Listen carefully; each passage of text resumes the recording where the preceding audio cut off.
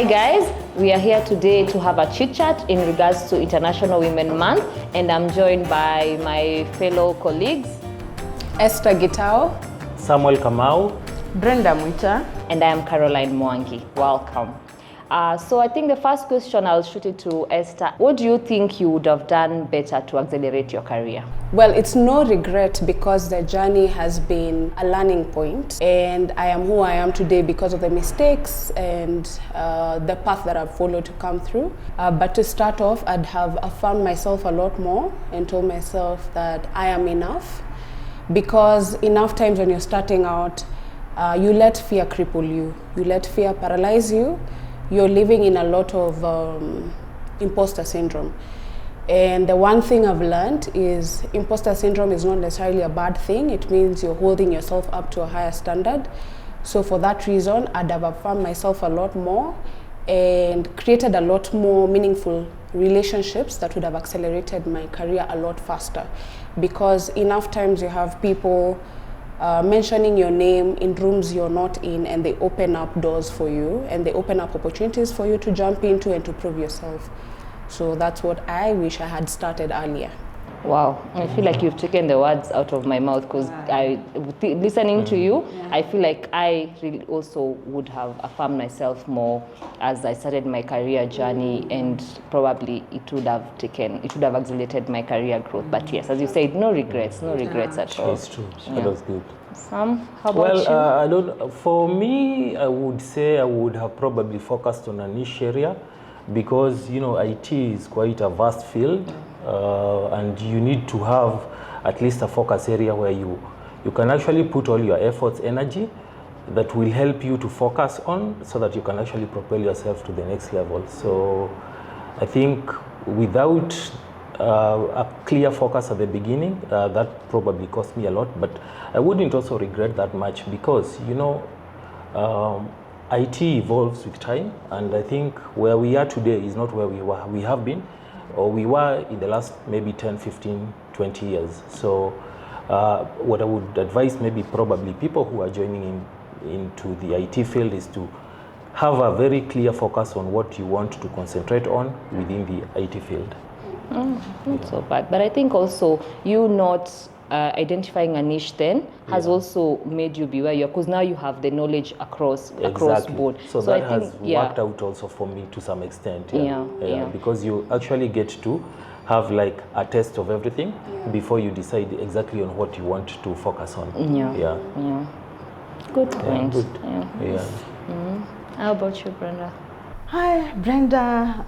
Being in a male-dominated career, I'd say, security is always known as people perceive to be masculine.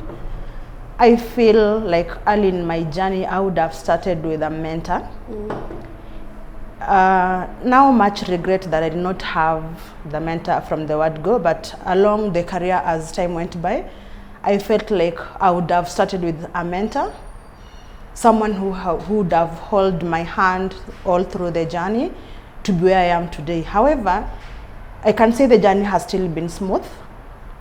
Other than having a mentor, I've still had some close friends who have mentored me, who have made the journey easy, like who kept on putting me on toes, like go girl, it's nothing like man's job, nothing like a woman's job.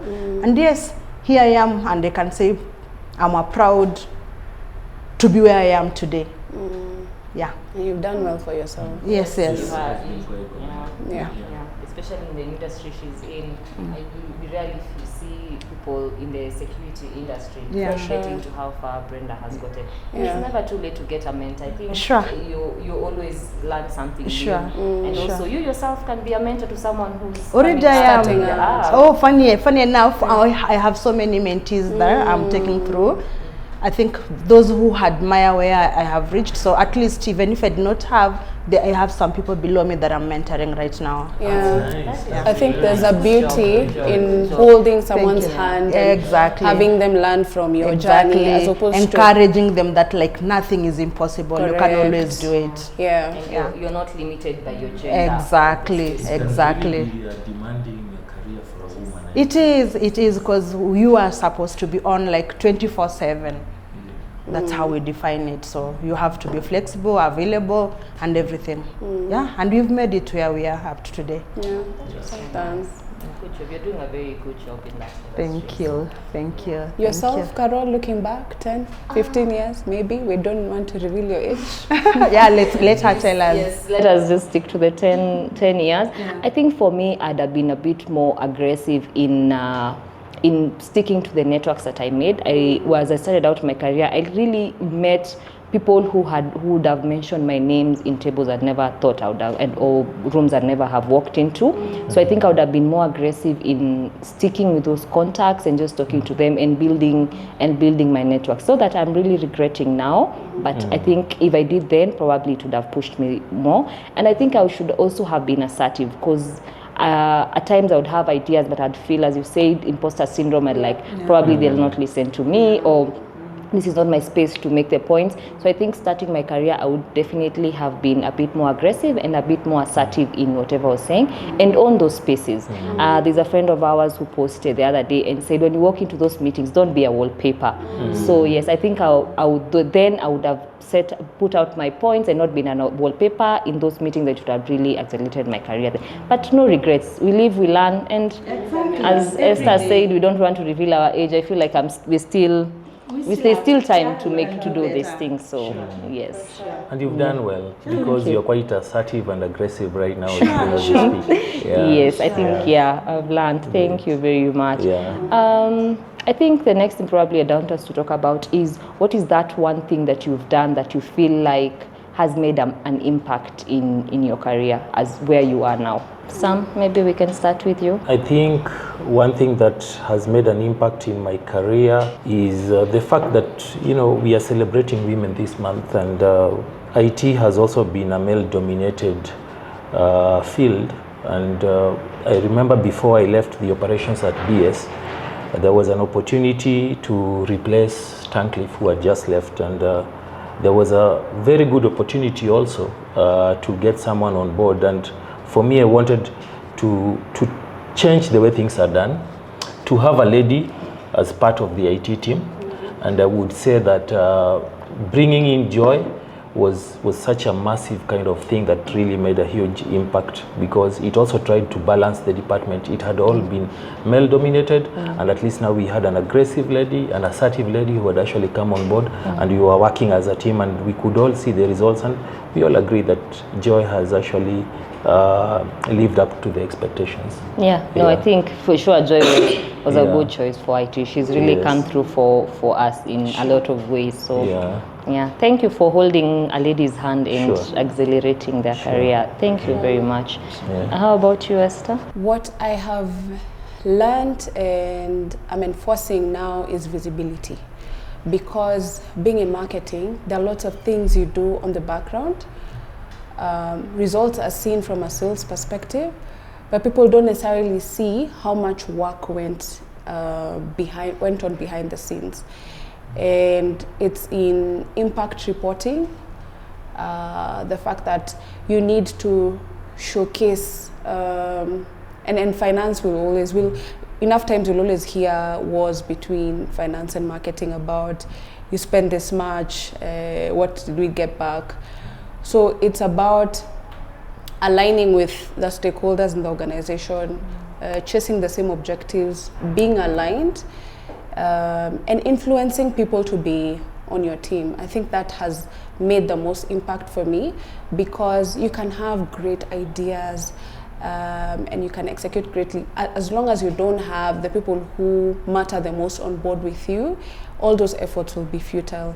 So influencing relationships to be on board with what it is you're chasing, and also showing impact from a reporting perspective, just so people know we spent this much, this is how much we've gotten off of it because of 1 to 3 things.